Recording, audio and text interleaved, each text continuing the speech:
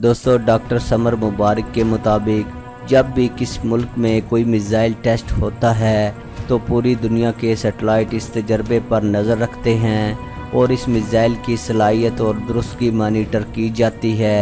आज तक पाकिस्तान के जितने भी मिसाइल टेस्ट हुए हैं, अमेरिका, बरतानिया, रूस, चीन समेत पूरी दुनिया ने अपने सैटेलाइट की मदद से देखा है कि वो अपने निशाने पर लगे, जबकि भारत का कोई भी मिसाइल आज तक अपने निशाने पर नहीं लगा और ये बात पूरी दुनिया जानती है। इस बात का इकरार भारतीय मीडिया खुद भी कर चुका है कि भारत का कोई भी मिसाइल ठीक तरह से हदफ तक पहुंचने की अहलियत नहीं रखता। सोचने की बात यह है कि जिस मुल्क के अपने ज़मीन से ज़मीन पर मार करने वाले तमाम आम मिसाइल सही निशाने पर पहुंचने में नाकाम रहे हैं, तो वो मुल्क मिसाइल शिकन निज़ाम जिसे बनाना आम मिसाइलों की निस्बत कई गुना मुश्किल और पेचीदा तरीन काम है, बनाने का अहल कैसे हो सकता है। दोस्तों, अगर मौजूदा हालात पर एक नज़र दौड़ाई जाए तो काफ़ी छानबीन के बाद एक बात समझ में आती है कि ये निज़ाम यकीनन अमेरिका और इसराइल ने भारत को मुहैया किया है, जिस पर भारत ने ताकत के तवाज़ुन में बिगाड़ पैदा करने की कोशिश की। यहाँ ये बात भी बताते चलें कि रूसी तज्ज़ियाकारों ने सन 2015 में ये दावा किया था कि भारत अगले 10 साल तक पाकिस्तानी बैलिस्टिक मिसाइलों को नहीं मार गिरा सकता।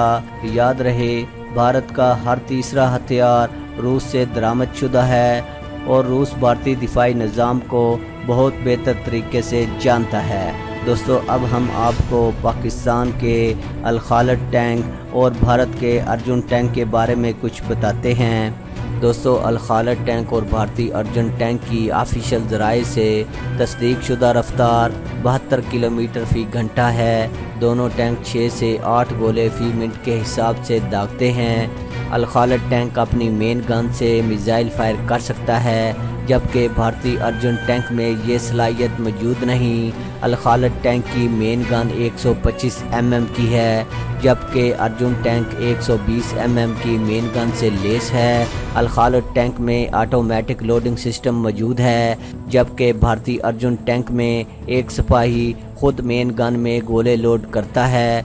भारतीय अर्जुन टैंक में लेज़र टेक्नोलॉजी मौजूद नहीं, जबकि पाकिस्तानी अल खालिद टैंक में लगा लेज़र 10 किलोमीटर की रेंज तक टारगेट की निशानदही कर सकता है। अर्जुन टैंक की रात के वक्त कामयाब निशाना लगाने की शरह 20% है, जबकि अल खालिद टैंक की कामयाब निशाना लगाने की शरह 80% है। अल खालिद टैंक अब तक सन 2011 में बांग्लादेश को और रॉयल मोरक्कन आर्मी को भी फ़रोख्त किए जा चुके हैं, जबकि दूसरी तरफ अर्जुन में आने वाले फॉल्ट्स की वजह से इंडियन आर्मी ने खुद ही इस टैंक को नाकाबिले एतबार करार दे दिया। अल खालिद टैंक का प्रोजेक्ट सन 1993 में शुरू हुआ और सन 1999 में मुकम्मल हुआ। अर्जुन टैंक का प्रोजेक्ट सन 1974 में शुरू हुआ, जबकि ये प्रोजेक्ट इंडियन आर्मी के मुताबिक सन 2004 में मुकम्मल हुआ, लेकिन ख़ुद Indian major general ML Popli के मुताबिक ये प्रोजेक्ट अभी भी जारी है और अब इसे सन 2020 में मुकम्मल करने की उम्मीद है। ये इंडियन टैंक तेजस तैयारे की तरह भारतीयों के लिए सफ़ेद हाथी साबित हुआ।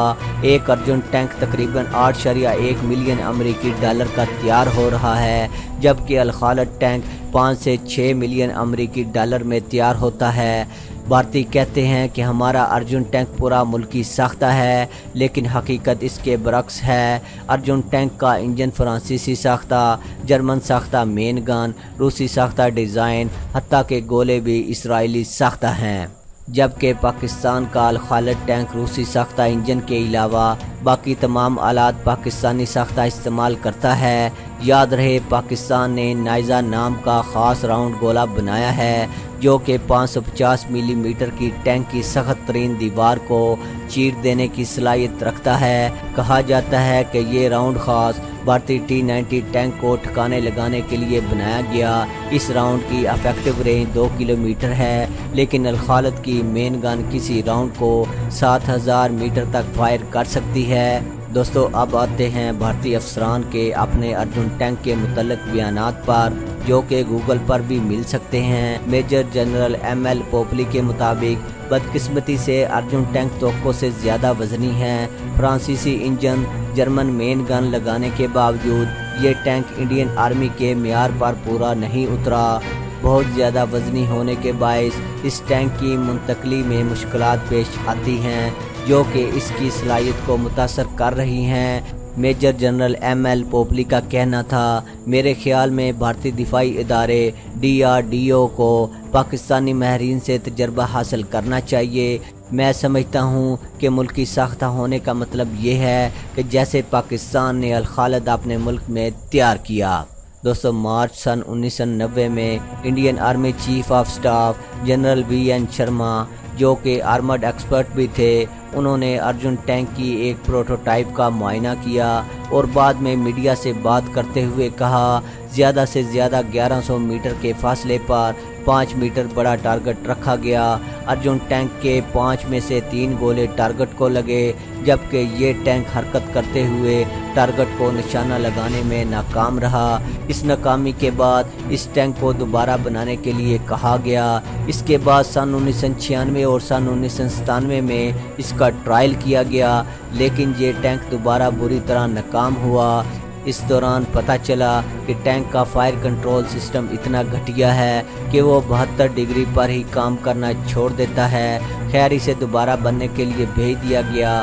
بھارتی عوام کے پریشر پر سن 2004 میں اس ٹینک کو بغیر چیک کیے ہی سروس میں شامل کر لیا گیا، لیکن اس ٹینک کی صلاحیت کا پول سن 2007 میں راجستھان کے صحرا میں کھلا، جب پتہ چلا کہ یہ ٹینک ابھی بھی اصل رینج اور صحیح نشانہ لگانے سے محروم ہے۔ اس کے بعد بھارتی دفاعی ادارے کو مزید 1 سال کا وقت دیا گیا۔ اگلے سال موسم گرما میں پھر مشقیں ہوئیں۔ ارجن ٹینک کے 14 انجن فیل ہو گئے۔ پتہ چلا کہ یہ ٹینک 50 ڈگری ٹمپریچر میں ناکارہ ہو جاتا ہے، اور دوسرا یہ کہ 60 ٹن وزنی ہونے کے باعث اس ٹینک کو ریل گاڑی یا فوجی ٹرک سے منتقل کرنا بھی انتہائی مشکل ہے۔ آخر بھارت نے عوام کے غصے سے مزید بچنے کے لیے روس سے T-90 ٹینک خریدنے کا معاہدہ کیا۔ بعد میں بھارتی حکومت نے سن 2020 کو ایک نیا ارجن ٹینک بنانے کا دعویٰ کیا، جس پر ابھی تک عمل ہوتا نظر نہیں آ رہا۔ آخر میں بتاتا چلوں کہ بھارت نے اپنے غرور میں کہا تھا کہ ہم سن 1974 سے لے کر سن 1996 تک 10 آرمڈ ڈویژن کو ارجن ٹینک سے لیس کریں گے، لیکن بھارت اپنی ایک بھی آرمڈ ڈویژن کو اس سے لیس نہیں کر سکا۔ دوستو، امید کرتے ہیں کہ آج کی ویڈیو آپ کو ضرور پسند آئی ہوگی۔ دوستو، ویڈیو پسند آنے کی صورت میں لائک اور شیئر کرنا نہ بھولیے گا۔ اپنا بہت سا خیال رکھیے گا۔ مجھے اجازت دیں۔ اللہ حافظ۔